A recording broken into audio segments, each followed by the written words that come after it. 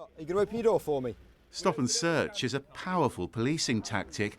This team is taking knives off the streets of Nottingham. But it's controversial because in Nottinghamshire you're almost 5 times as likely to be targeted if you're black than if you're white. I didn't like it. And these feds would see you, so like, yeah, he's definitely getting stopped. Boom. That's it. That's where you get stopped and searched. I do think that the police racially profile people, but it's how you carry yourself as a person in society as well. So the way I carry myself, I can't honestly say I get stopped often a lot because I don't give the police a reason. I think it's more to do with class than race, because if you saw some white kids with tracksuits on, they're going to get stopped as well as some black kids. I did get stopped and searched quite a lot when I was younger. I did grow up in Satan, so I think it was quite unfair, and it was just sort of maybe racially motivated, to be honest.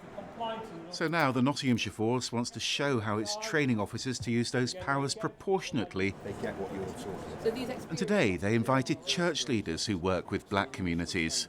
I want to hear about what we're doing right, but most importantly what we're doing wrong. The church leaders have got a significant following from the black communities that they serve, and within those communities there's an awful lot of people who we need to positively affect around trust and confidence. But we heard there, young men saying they felt they were being racially profiled. Is that fair? With the statistics, it partly is fair, Jeremy. What we need to look at is how we do our business. Is stop and search effective? And are we great at communicating? Perhaps not all the time, and that's what we need to work on. Concerns about policing and race relations were reignited after the murder of George Floyd in the States. This protest in Leicester was part of the international response. Don't open the door, I'll put that door through. It's up to you. But the use of force has been controversial here in Nottinghamshire too. This woman was recorded screaming for help as she was unlawfully arrested inside her home. She received £40,000 in compensation.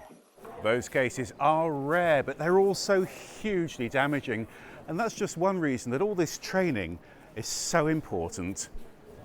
I'm still a bit uncertain of when handcuffs should be put on. Because we're moving our hands around doesn't mean that we're aggressive.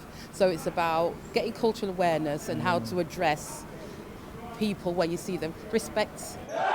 I think our role is really important to help our communities to recognise that they have a right to, walk the streets and to understand how the police should approach them. And we want to make sure that the police are policing by consent. And I think openness to this level of scrutiny from community leaders is important towards that.